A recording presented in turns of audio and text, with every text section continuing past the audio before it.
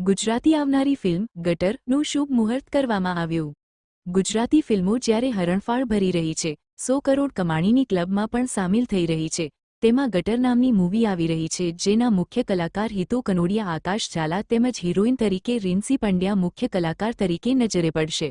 આ ફિલ્મની વાર્તા ગુરુ પટેલ દ્વારા લખવામાં આવી છે, જેને જીતુ પંડ્યા ડિરેક્ટ કરી રહ્યા છે અને ફિલ્મના પ્રોડ્યુસર પ્રદીપ પંડ્યા, જે પ્રિન્સ સ્વરા ઇન્ડિયા પ્રાઇવેટ લિમિટેડના ઓનર કરી રહ્યા છે। આ ફિલ્મની વાર્તા એક ગટર સફાઈ કરનાર કર્મચારીની વેદના ઉપર આધારિત છે। આ કર્મચારી ગટર સાફ કરવા માટે ગટરની અંદર ઉતરીને ગટર સાફ કરવામાં જાય છે। તેમના જીવનની વેદના બતાવવામાં આવી છે। હિતુ કનોડિયા દ્વારા વધુમાં જાણવા મળ્યું હતું કે ગટર મૂવી એક મેસેજ આપતી મૂવી છે। હું ખૂબ ઉત્સાહિત છું કે આવા પ્રકારની ફિલ્મનું પાત્ર મને ભજવા મળ્યું છે। Report by Ashwin Limbachiya, Ahmedabad.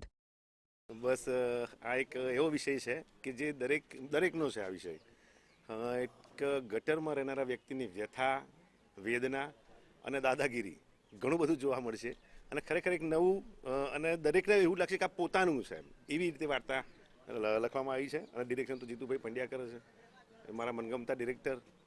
એટલે કોઈ કંઈ કહેવાનું છે અને ઘણા વખત પછી હું ને ગુરુ સાથે કામ કરી રહ્યા છે યાર, બહુ મજા પડશે। અમે લોકો ઘણું સાથે કામ કર્યું પણ આ વખતે બહુ સમય પછી સાથે આવી રહ્યા છે અને મજા એ છે કે પછી અમારા બંનેની જોડી છે, બહુ મજા પડશે।